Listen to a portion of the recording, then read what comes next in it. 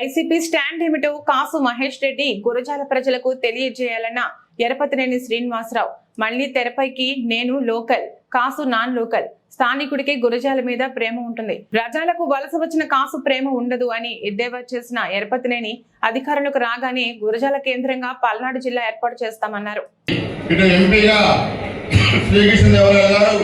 ఒక మంచి వ్యక్తి, ఆయన కూడా గతంలో వైసీపీ ఎంపీగా పనిచేశారు. ఆయన ఒక మాట అడిగారు, మీరు రోజు తెలుగుదేశం పార్టీని తిట్టండి, చంద్రబాబు నాయుడు గారిని తిట్టండి, లోకేష్ తిట్టండి, తిడితే మీకు ఎంపీ సీట్ ఇస్తామన్నారు. నేను అంశాల మీద ప్రెస్ మీట్లు ఇస్తాను చెప్తే నేను వ్యక్తిగతంగా తిట్టనంటే నీకు సీటు పొమ్మన్నారు.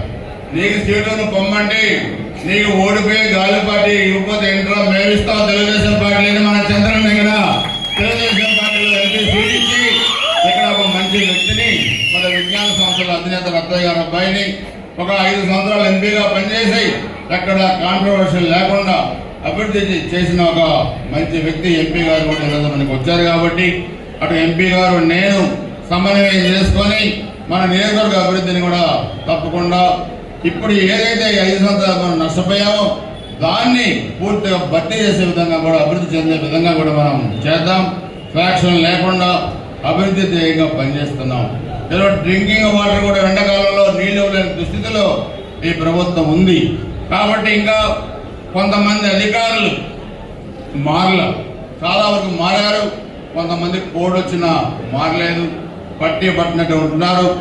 మీరు మారకపోతే మీరు ఇంకా వైసీపీకి వత్తాసు పలికితే ఎన్నికల తర్వాత వచ్చేది మేమే, దానికి మీరు భారీ మూల్యం చెల్లిస్తారు. మీరు గుర్తుపెట్టుకోవాల్సిన అవసరం ఉంది. అందుకే మనందరం కూడా ఒకటే ధ్యేయంగా ఒకటే లక్ష్యంగా మీరందరూ కూడా పనిచేయండి. 45 రోజులు మీరు కష్టపడండి. రేపు గెలిచిన తర్వాత వచ్చే 5 సంవత్సరాలు నేను మీకోసం కష్టపడే బాధ్యత నేను తీసుకుంటానని చెప్పి కూడా మీ అందరూ కూడా తెలియజేసుకుంటూ చాలా పెద్ద ఎత్తున ఈరోజు మన గురజాల మండల పార్టీ సమావేశానికి వచ్చేసిన మీ అందరికీ కూడా పేరు పేరున హృదయపూర్వక నమస్కారాలు, ధన్యవాదాలు తెలియజేస్తూ సెలవు తీసుకుంటున్నాను. జై హింద్.